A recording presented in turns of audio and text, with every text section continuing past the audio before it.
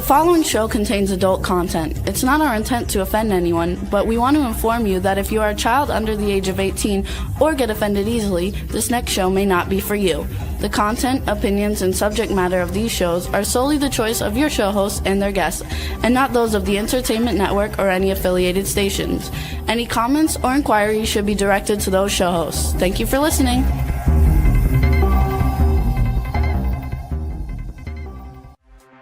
Hey everyone, and welcome to 50 Shades of Bullshit. I'm your host, Christine Lalonde, and this is the podcast where we uncover the truth about online dating. Now let's begin.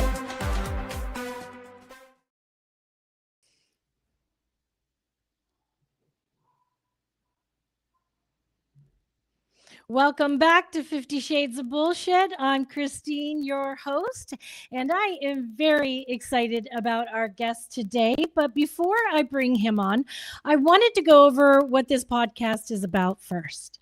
Today, we're talking about the Loneyman Pandemic. I'm sure that most of you have heard about it. If you have not, there are headlines out there that you've probably seen. Men are more single, more isolated, less sex, fewer friends, higher depression, higher suicide rates. And somehow, this conversation always turns into this is women's fault. So today, I want to unpack this in a real way because I think the conversation is missing some huge pieces. First, let's be clear. A lot of men are struggling right now. This isn't fake. This isn't made up. There are real men who feel lost, feel lonely, and definitely disconnected. So we're here. But here's the part where we don't talk a lot about. I can't talk worth shit today, but this is what we're talking about, and not enough, actually. Not all men are experiencing this. Not all men are feeling these kind of things. A lot of men are in happy relationships and dating successfully and emotionally stable and socially connected and building strong lives. And those men are not screaming in a microphone on the internet about the Loneyman Pandemic. And I know that some of you have seen those kind of men out there. So when you are thinking about that, that's really important. That matters.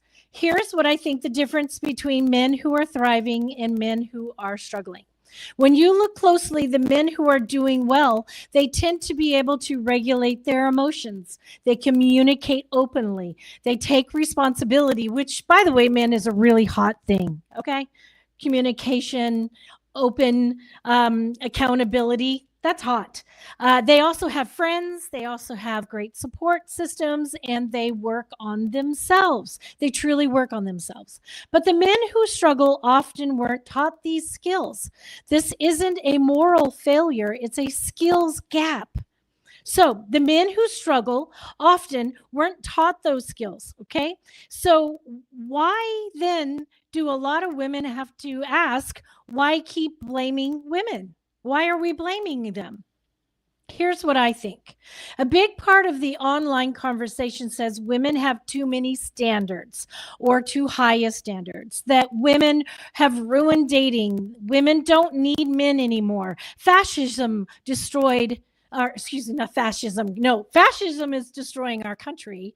La-ti-da, but it is feminism that destroys relationship. Well, this is what we're hearing. This is not true, but this is what we're hearing. So let's zoom out for a second. Historically, men are guaranteed a role as a provider, head of household, decision maker, and women have very limited rights. It's for some of you who don't even know, women couldn't vote until June 4th, 1919.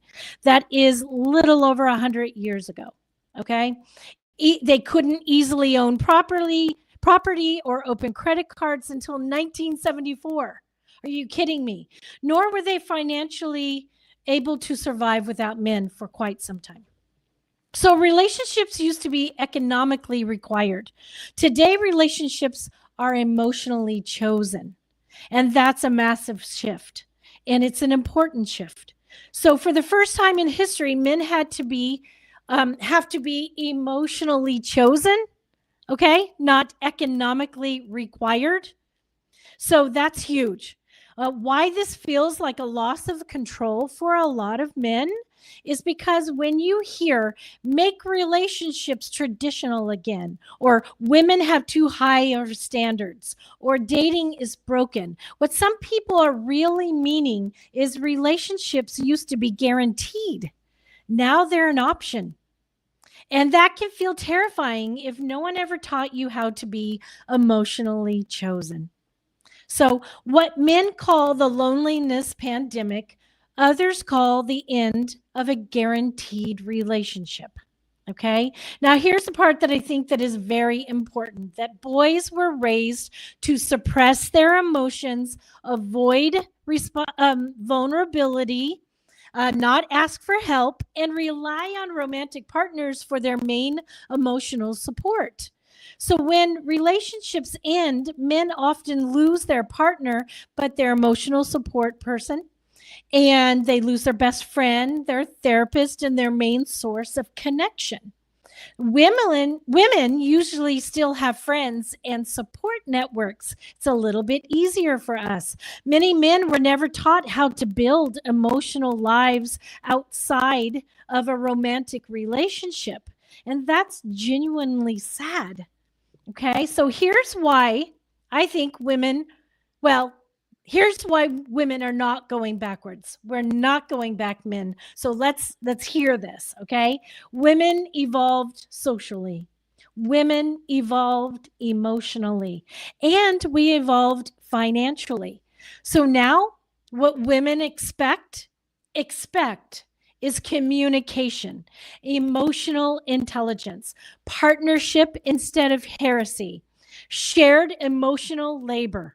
And the dating crisis isn't that women changed, okay? The emotional expectations changed. Okay, so women moved forward.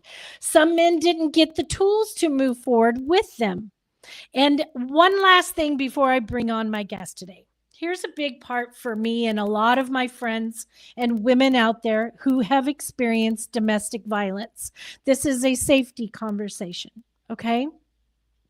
When we talk about male loneliness, we can't talk about it without acknowledging female safety. And we can't expect people to understand unless they know that domestic violence is still a huge, reality, and it's getting shoved under the rug still every day. Women are not helped in domestic violence situations. So women are still taught to today to be cautious. And we are still taught to protect ourselves. So when women raise their standards or choose to stay single, it isn't because we hate men. It's often because we value our peace and our safety and our emotional well-being. So women aren't rejecting men for fun. Many are protecting their peace. So with that being said, I'd love to introduce to you our guest today. His name is Chris Gillis. Chris Gillis is a men's dating and emotional intelligence coach. He helps good-hearted, high-functioning men stop overthinking and start creating real connection with high-quality women. With a background in helping analytical, often introverted guys get out of their heads and into emotional collaboration conversations. Chris teaches men how to express themselves in ways that feel safe, grounded, and attractive, so women can feel them and not just hear them. So let's bring on Chris. I'd love to get started and hear your thoughts on some of the bullshit I spouted out. That, you know what? You pretty much said it all. You don't need me here. That was amazing breakdown. No, honestly, that was fantastic. And that was probably the best I've ever heard anybody put together. Such a great job. And it's complicated and it's very emotional. And you nailed almost every aspect. So Thank you. Thank you. Well, a lot of times I'm going to tell you, most of my episodes, I'm shooting from the hip and just winging it. I was dialed. But today felt really important because I didn't want to come in male bashing. I didn't want to say, you made your bed, lie in it, which I said it, but but I didn't want to say it to where it would feel like an attack, because I'm not here to attack. I love men. Trust me, way too much. I love men. And I just wanted to really honor that, and that's why I wanted you here today, because I think that we can have a real honest conversation instead of screaming into a microphone about how it's all somebody else's fault. Yeah, all the finger pointing doesn't get us anywhere. Mm-hmm. Mm-hmm. I wanted to talk to a man about this today, I think, really, because I wanted to feel about what it felt like inside, what it actually is that men need, that conversation, and how do we adapt to a new relationship world together? Yes. And, you made me realize something, and I'll just be transparent about it from the very get-go. And as you were sharing it, and you said, you pointed out that these skills, these relational, emotional communication skills, they're not something that we practice. And let alone being rewarded to learn. There was actually something we were punished to express growing up. Yes. It was bad. It was considered weak. There was a lot of slang terms that were thrown around, especially in the 80s and 90s, about what if a guy was being, overly soft or overly emotional, or what was perceived as overly emotional. So having those, rubbing that dirt on it, kind of like you said, and pushing forward, that was what we what's generally what we were rewarded for. And that's what gave us trophies and ribbons. Whereas even the toys that were given and the things, yes, some of it's biology, but it's also sociological and in situations that we grew up in, cultural as well. So I just want to say that. And wow, and in full transparency, I think this is kind of interesting. I think my biggest superpower, this is kind of wild. Yes, you see me and you're probably like, oh, Chris, he's masculine and presents masculine. And I get to be a little bit of a day walker in life, and I'm really lucky where I get to. I grew up around women. And I love hanging out with the guys as well. And I've always got to be kind of the unofficial translator.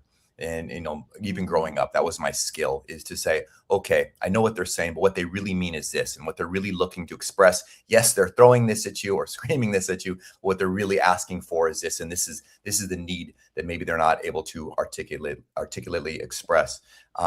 Truth is, though, and I was like, you just made me realize, I think the reason I have this skill is because I didn't grow up around men. My real dad, my biological dad, died before I was born. And so I grew up with a mom who had me at a very young age, was still a teenager. And I was, very intense, emotional women, and in situations, very strong, powerful, feminist style women. So I think that was, it's like almost like a person, but in all honesty, I don't deserve any more high fives for being able to speak female leads than a person who can speak Farsi because they grew up in an Iranian family, that's just how I got to speak both of those languages. But I don't know, that just kind of hit me as you were sharing some of those stuff. Growing up, I come from Wyoming. It's a rough and tough, and riding our cowboys. Riding. Yes, I rode my cowboys. You do love men. You said it. Gotcha. We rode horses, and we herded cattle, and we were just rough and tough. And men had to be the providers and the decision makers. And when I was growing up, pretty much what I thought, felt, seen, heard, and experienced was that if a man was showing his thoughts, his emotions, his feelings, and was his soft side, which is his feminine side, which is really strong and beautiful. But now I know this, but growing up, I just always felt that, and carrying it into my adulthood, that it was a weakness if men showed these things. And I had to change my perception of that, because I realized it's not a weakness, it's a fucking superpower. Yeah. And I wish men knew that. Yeah. Yeah. I think, well, they're definitely aware now, as you pointed out, how, especially with so many upset, lonely, angry people screaming into microphones. That's coming, that anger is coming out of a place of sadness and fear, because they are, we're so incredibly disconnected for, arguably for longest time in recent history. And yeah, and I do love that you pointed out that how to be feminine and or to be a female and to survive required extreme adaptability throughout history. Yeah.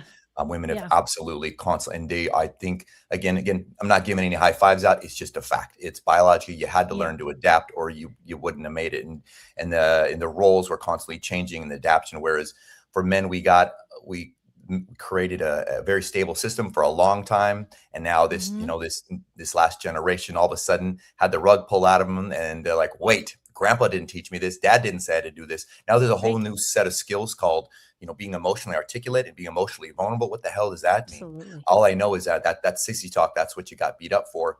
And for so many men, that's what I get to come in there and teach them. It is a skill. It is just like a language, the same way. I mean, to stick on that language analogy, it is a skill. It's something. It takes practice. You're not just gonna learn it the same way that a person doesn't just pick up a second language. It takes. And the reward is so. I know you're in Mexico right now. It's probably great to learn a little bit of Spanish, but imagine, but to actually give that's cool and that's fun, rewarding. But everybody, I still believe, as much as the internet may be beating their chests and saying we don't need women, or girls like we don't need any more men.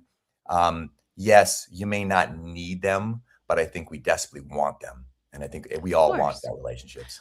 We do, we really do. And I think that men think that we are just all out here hating them, and we don't.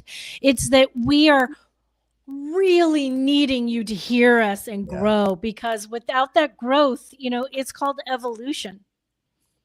It's just called evolution. You're not going to be picked.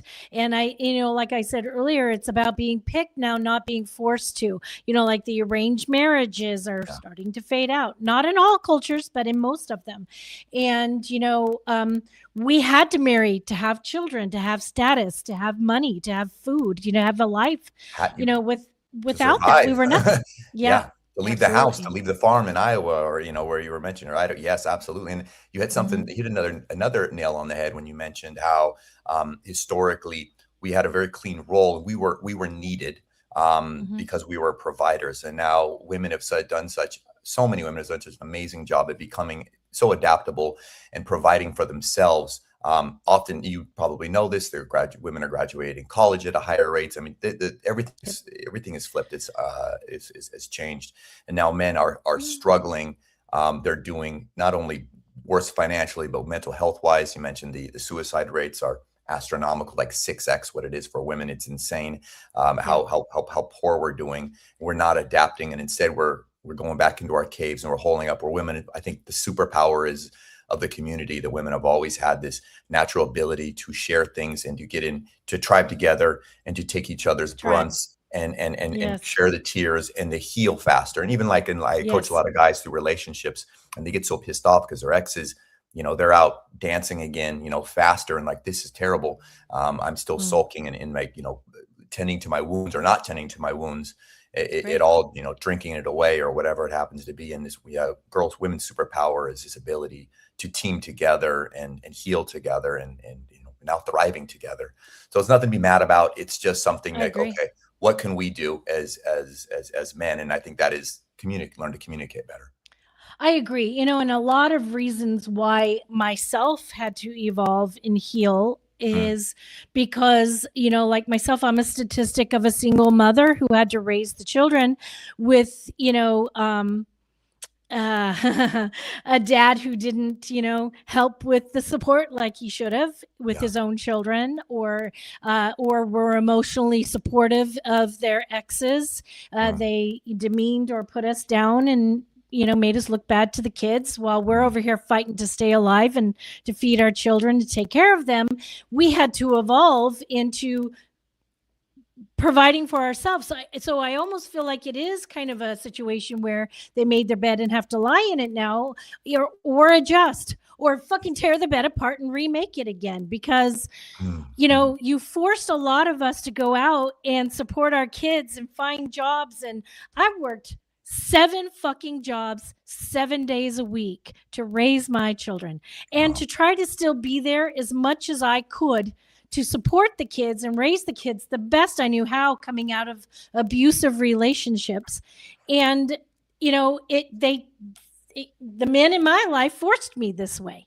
Hmm. So it's not that I don't want a man. And it's honestly, yeah, I still need a man too in many ways. I just want a man to come in it emotionally available and be able to communicate with me and to show up for me and to show me that I'm important in his life, and not just, somebody who's a gold digger and, trust me, honey, I'm probably making more than you. So it's not about that anymore. It's about stepping up and evolving the same way, or at least start hearing us. Mhm. You know what I mean? I do. When you hear the phrase lonely man pandemic, what does it actually mean to you?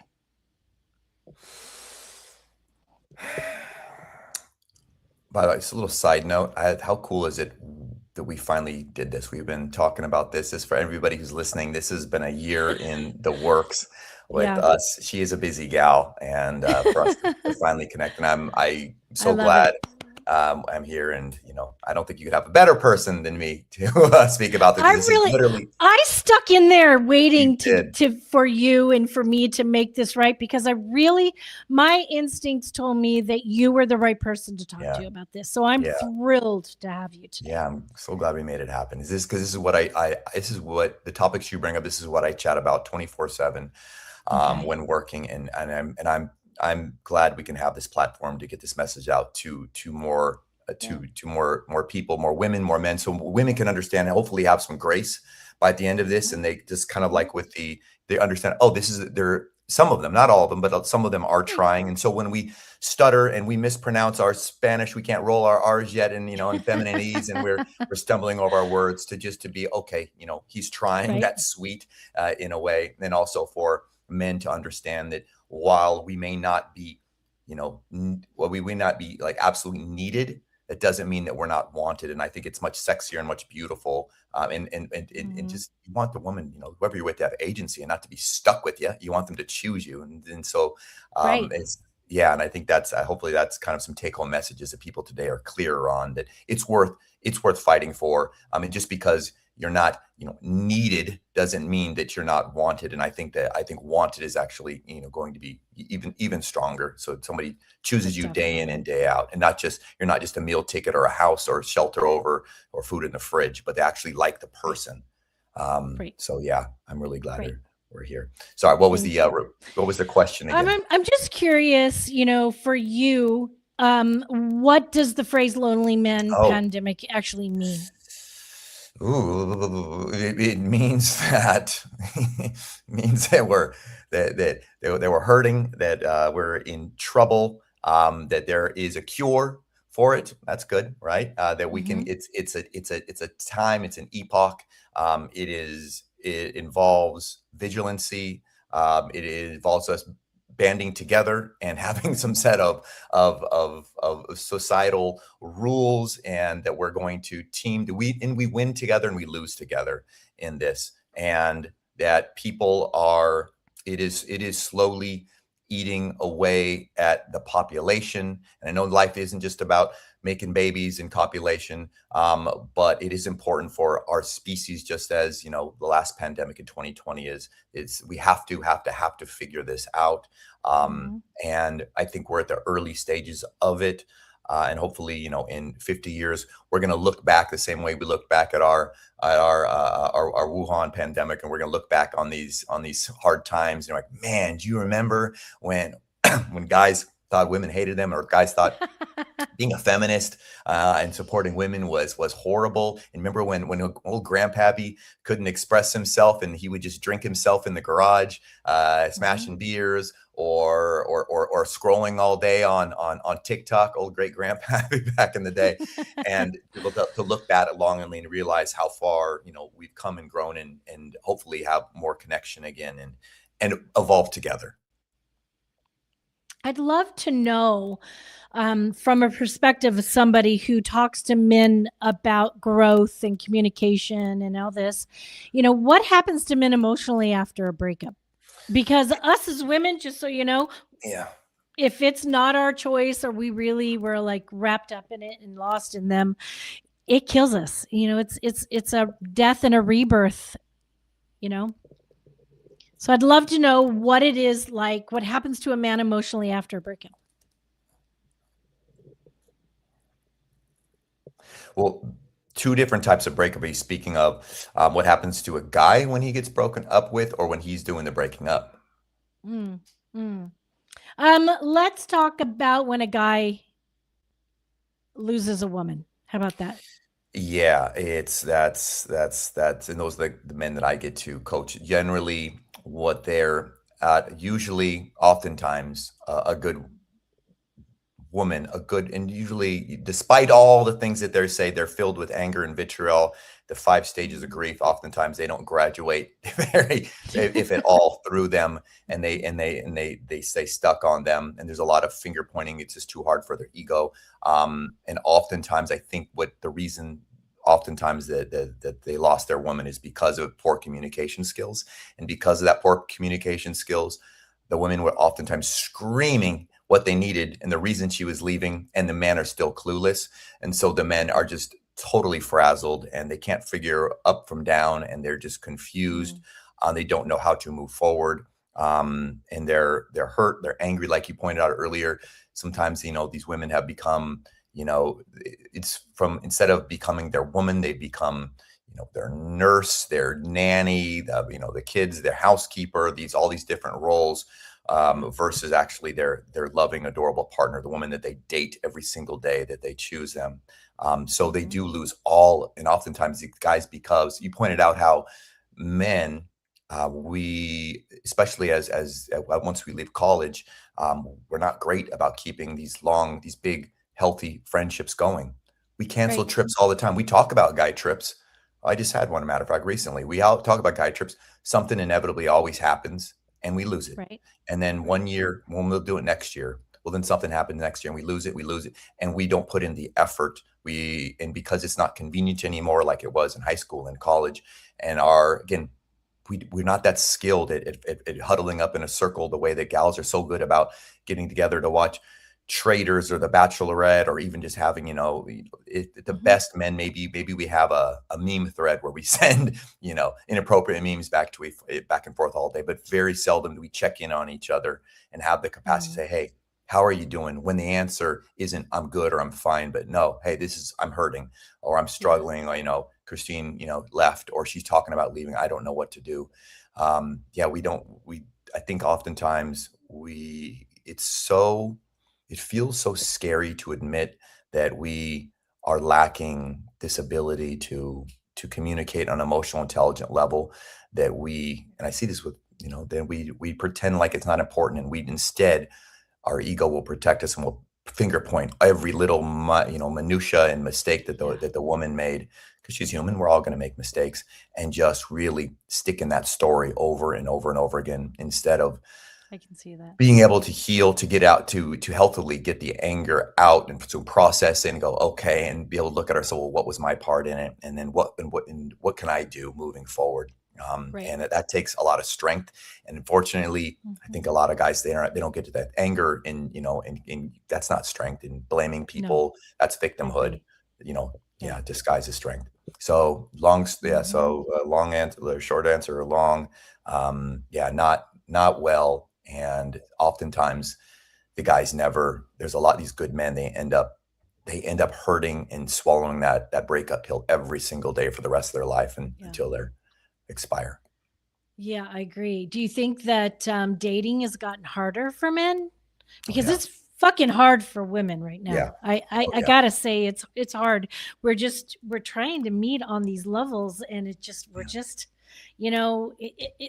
we bounce between, at least on as a woman, speaking from myself, we bounce between finally finding somebody that totally is attracted to us, and everything's going great, but they're emotionally unavailable, and it's like, what the fuck did I just do again? And then we try to find the emotional available guy, and it's a hit and run. It's just not really meshing. I'm curious, if it's gotten harder for men too.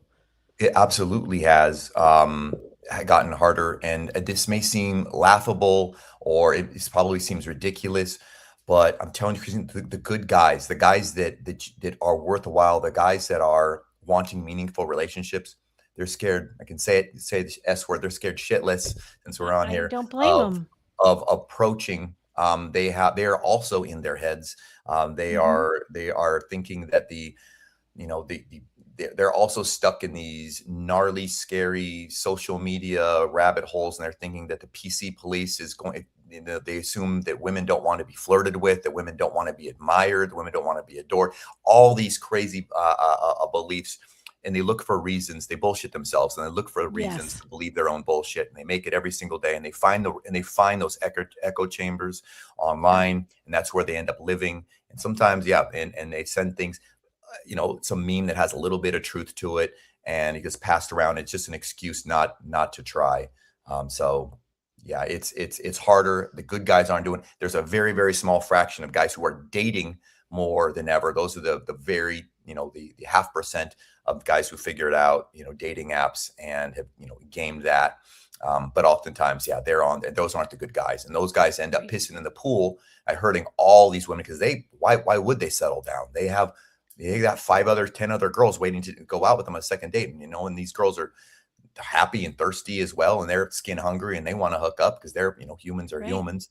And then so these guys, these aren't the good guys. So unfortunately, those are the guys that are getting rewarded. And that's why dating apps, they're so dangerous and they're so unhealthy, and they hurt, because whether or not the truth is, whether or not men are trying so hard to avoid rejection, because we have overestimated the discomfort. I'm not even say pain, but the discomfort that we imagine it's going to feel like rejection. It's almost like, have you ever done something scary, Christine? And like, maybe you're supposed to go on it's 5th grade, and they took you to the big swimming pool, and you're supposed to go on the high dive, which at that time, it looks like 100 feet. It's not. It's 20 feet in the air, and you're up there, and your heart is racing, and the longer and longer and longer. Imagine doing that for 4 years now, and you never jump. You're frozen. You're going to head right back down there. You're going to come up with a million reasons why. There's sharks in the water. It's died. It's concrete down there. You do not want to jump. And that's what's happening. So the good guys, so they turn to apps, and unfortunately because they don't want to get rejected. But what the ones who have half a brain realized, Chris, I've just spent, I spent whatever 6 hours on swiping away. I didn't get not a single match. And I know every single day I swiped on, 500 women, 500. Oh, wait a second. That means I just got rejected 3,000 times, micro rejections 3,000 times. It's almost like a death by paper cuts. And that ends up hurting them as well. And then they just throw their phone, they pitch it in and say, forget it. Men going their own way. I'm done. Women clearly, they don't want me. So I'm going to sit it out. And this is so dumb, but I hear so many guys say this. I'm going to sit it out till women realize, they come back begging for me. Right. And and you're like, wait, you never got that one skill. And I want to ask you a question. You said, because I want to get this clear for so many of my listeners and my men. You said that you want men to be, you said emotionally, what was the word you used? You say emotionally available. So what does that look like? What does an emotionally available man look like? How does he present? How does he communicate? How do you know you're in front of an emotionally available man? When he's not, the first time I'm going out with him, telling me that, he's got this date or that date going on, and he's, gone out with Sally Sue and she did this, and you know what I mean? It's just like, why are you dumping all this shit on me that has nothing to do with what's happening right here in this lovely little circle that could be beautiful? I also think emotionally unavailable men are not communicating, what really they're longing for in a relationship. What are they avoid relationships. That too is emotionally unavailable. There's so many things. It's like, saying that you are into me or into a woman, and then you wait a fucking week to even say hello. We're over here going, hey, are we supposed to be chasing your ass? Because I'm sorry, women should not be chasing. Yes, we can be assertive. Yes, I can take that first step sometimes when I see a guy's shy and let him know that I am interested, touch his arm, show him in little ways that I'm, interested. But, when it comes down to it, if you're not putting in any effort to open up to me, to tell me that, how you are thinking about something or how you're feeling about something, that to me is just emotionally unavailable. Mike Phantom says love and positivity. Yes, I mean, I think that, I can't speak for every woman. I can speak for myself though.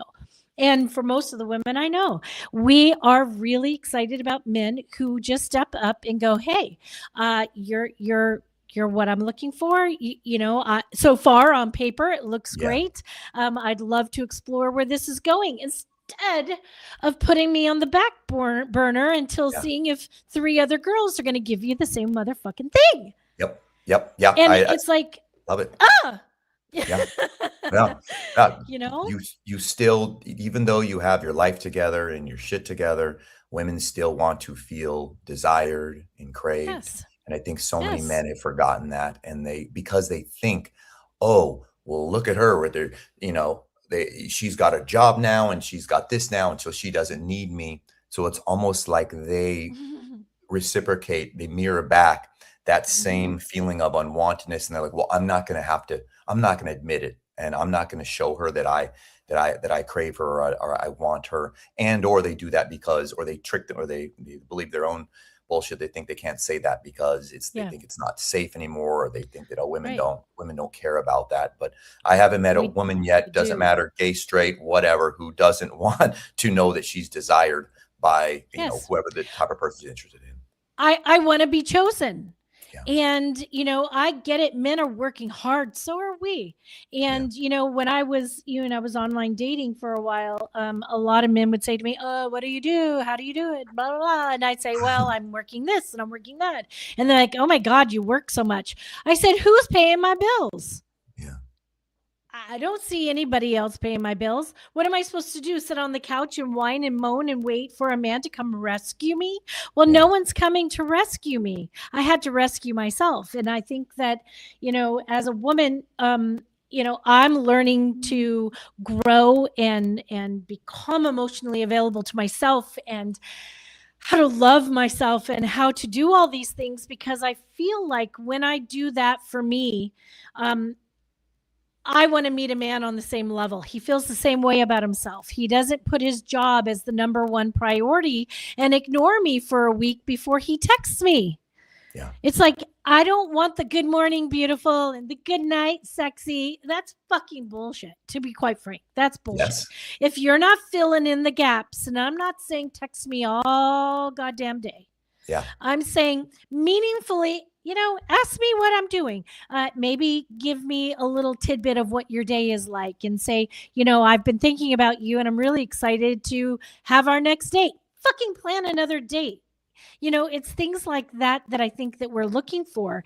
And we want to come, prepared for, look, if a man wanted to sweep in and sweep me off my feet and say, "Hey, Christine, I'll take care of you." God damn, you know how much that would be incredible, but it just doesn't happen anymore. If I express that to anybody, they think I'm a gold digger. What the fuck?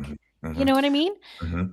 I do. That was beautiful. I love, for guys listening up, what Christine is telling us is that to let her know that Phil's a jokester. He knows what he's doing.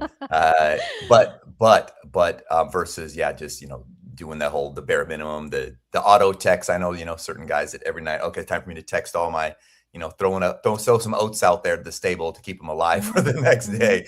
Copy paste the same thing. Versus what you mentioned is, and this is what I teach my guys, and which is on brand with what I'm saying earlier, is to let them know how you feel, being emotionally expressive. So be able to, you said, instead of saying, like, I had a guy switch coach the other day, and he told the girl, said, he used the word nice. Oh, it would be nice to see you again. I go, no. Tell her, tell her, I'm really excited. I really want to take you. I want to take you to this blah, blah place. I want to see you again. And be that, and be more direct. And then he was like, "Oh, it was nice. Wondering if it'd be okay with you, if you would like to." And he flipped it back on her and put the masculine role on her. "If you would like to go there, let me know." Yes. And you're like, "No," and that immediately, boom. If all these guys are saying that they want women in their feminine energy, we have to understand that as emotional leaders, we have to take that emotional leadership role and set the stage and say, and just like as we're dancing, or if you're walking, you take that step and you let them know with your energy, where you're going, you're leading. and it's up to us by how Leading. vulnerable we can go. Yeah. And the depth that we can Leading. share. It's not very deep to say, to speak in HR friendly terms. Instead, let them know, wow, I got, you felt so good, giving you a hug tonight. These are felt emotions, right? I'm really excited. Yeah. I'd love to see your, I think a big deal for us is leading. I don't want to text for 2 weeks before you ask me out. I don't want to go out and not wait and hear from you 4 or 5 days. And then when I do, you're like, hey, how's it going? Like, I don't know, how the fuck was it going? I didn't hear from you all week. It's not that big a deal to reach back out sooner. There's no 2, 3, 4, 5 fucking day rule where they can seriously just say, hey, I had an incredible date and I can't wait to go out with you again. What do you think about this day, this time, this place? That's not so fucking hard. But if they're not doing that, we're thinking, well, we got to chase them. We got to show them that we're worthy. And we are out of that. We are not in that anymore.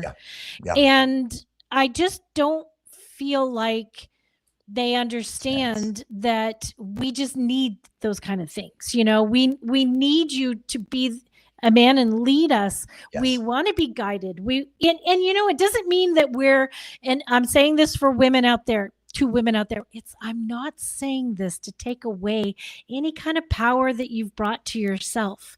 It's just that if you are in a heterosexual place where you want to date men, we want to be in our feminine. We want to be. Yes. And I've got some good news for all the guys out there.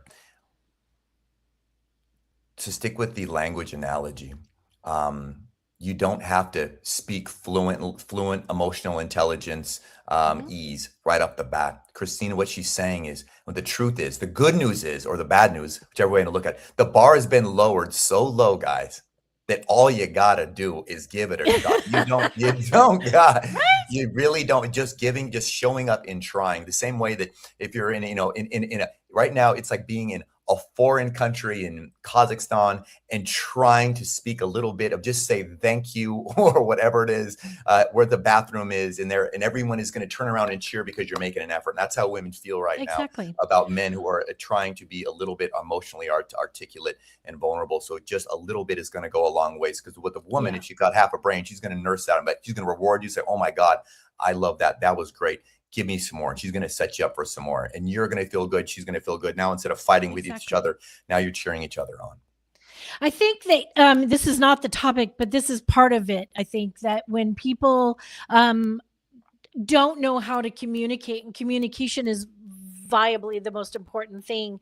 When we're dating, let's just say in a situation where you do go out with somebody and the guy has said all these incredible things, you're so beautiful, you're all these things, you're great, I can't wait to see you again, and then they ghost us. One of the things about that if men actually took responsibility and were strong enough to stand up and just go, you are a lovely woman. I had a great time, but there just wasn't anything there like sexually or romantically, or there wasn't a vibe that I was getting. You are a great person, but I would love to say good luck to some great guy who deserves you. I'm not that person. It is not that hard. We are not fragile dolls. We can handle it. Okay, I'm gonna speak on behalf of nice guys out there. Remember how at the top, I'm gonna tell you why you're absolutely right. That is the thing to do. And the take home message is, yep, women they're not fragile dolls. I say this to guys, water's wet, women cry. It's gonna happen. And then it gets, like I said earlier, they're like, they're like X-Men. They heal right back up and they're right back out there again. So as I pointed earlier, a lot of us men who are, especially the good guys, the guys who are like so nice and they're not douchebags, they never do anything, but they just won't step up, and they're there and they're just like, and they're speaking nice guy terms. Some of the guys I coach, like, oh, it was nice seeing you. And they never, like, man, it's been 5 dates. He still hasn't kissed me, hasn't touched me. What's going on here? He's not making a move. He's not putting me in my feminine energy. He's not showing anything. And what he's trying to do is most likely he's being the G-rated version of the gentleman that his single mom or his whoever, big sisters taught him to be. because she was speaking to a little child at the time, and he was learning up and said, oh, okay, mom said don't ever make a gal cry. So what do guys do is they grow up and become whatever, they just ghost instead of being direct. And so many men, and I was guilty of this for longer than I like to admit. It took me so long to realize it, because a few women, they definitely cried. And then as soon as the shorter the amount of time, and they go, you know what, thank you very much for saying that, because my imagination would have went crazy places and it would have been dark and it would have hurt me. I healed up, and I see it came from a place, like you said, there's nothing inherently wrong with, with the gal. It's just that we just weren't a match. And the truth is exactly the truth, guys. For any guys who are listening, well, why do I do it? Well, you do it because if you truly care about somebody, then you're going to let her be with somebody who's going to truly care about her back. And if you sense that you're not that guy, then you're right. It's actually the asshole thing to do is to stick around and just to keep her, chained up while you're dating other girls or whatever. No, you need to set her free so she can be around and be in a relationship with somebody who truly adores her if you don't. Absolutely. And that's actually the loving, masculine, caring. That's truly, if you're saying I want to be a nice guy, that's what nice guys actually do. Exactly. So that leads me to that. The next thing I wanted to ask you really is, what do you think healthy masculinity looks like today? We're still figuring it out. It's evolving. Well, thank you for being truthful, because, we don't know either. We have an idea, but and that's it. And that's it. So we knew what traditional masculinity looked like, because it was the same thing for dozens, if not 100 years. This is what our great grandpa did, and our grandpa taught our great grandpa taught our dad.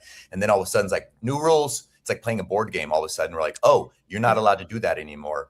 So what I do think it looks like, though, is to be this.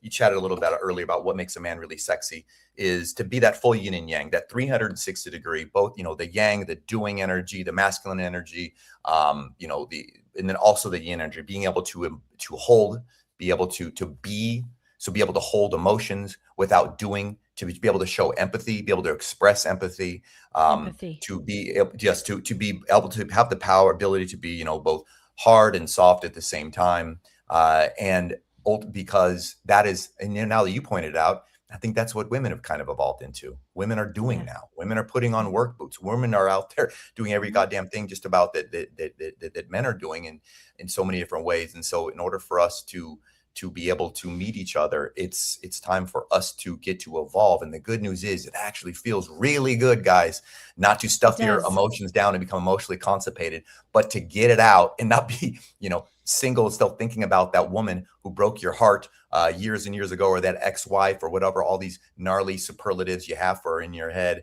and be able to free her and let her go and love yourself and heal yourself and move on and be with somebody who also loves their self. Because at the end of the day, we're going to mirror back over what we're feeling inside.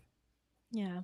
I think that, if there's anything a man can take away from this, really, is that we're not doing all these things that we are finally allowed to do to take anything away from a man. It's just that we want to be human. We want to be, just fucking human, where we are allowed to do just, if we want to hike a mountain or scuba dive or spearfish or travel the world on our own, we just want to feel safe and be able to do that. And most of the time, not everybody, I'm not speaking for everybody, I'm speaking for myself, I want that partner next to me doing that. Yeah. I think it's beautiful. We're almost out of time. I do have a couple closing thoughts, and if you have something, with that, sure, I'd love to hear. I think that this conversation really shows us that the Loneyman Pandemic isn't about women winning and men losing. Mm-hmm. It's about emotional education, identity shifts, and learning new relationship skills, which I think is the most important thing: emotional availability and communication. Men who learn emotional skills will thrive, and the ones who refuse will feel left behind. And hopefully conversations like this help us move forward together. Mm-hmm. So, oh my God, Azul is my tattoo artist. If you see these two new tattoos right here. I noticed those at the beginning of the call. She gave those to me. She says, I think we need more of these conversations, not only for the future world we want to create, but also for the present. There's so much violence going on everywhere. So thank you both for spending your time on trying to do something to change this messed up world. And thank you, Christine, for your feminine wisdom and courage. And I'm so grateful to meet you. Oh my God, she is a fucking stunning woman. And she is by far one of the most best tattoo artists I've ever had. Azul is gorgeous. Come to Playa del Carmen if you want to see a beautiful tattoo artist. But yeah, unfortunately we're out of time. Chris, I actually think you are the cat's meow. You're the real shit. So I love you. Interesting, real quick. I meant to text somebody else when I accidentally texted you. I do not know where your information came from out of the blue a year ago when I texted you. And then when you responded, I was like, who is this? And then I looked you up and I was like, oh my God, I don't know how I found you, but I did. And I'm ever so grateful. It is kismet. You're amazing. Thank you for this beautiful insight from the man's side. And thank you for doing this episode with me. I want to have you back very quickly, hopefully soon. We'll talk about that. But thank you, everyone, for coming today and for listening every week. With same time, same place next week. And until then, let's just keep this shit real. If you enjoyed this episode, please share with your friends, like and follow us on Instagram at 50 Shades of _bullshit and Facebook at 50 Shades of Bullshit. Thanks so much for listening, and we really hope to see you again next week.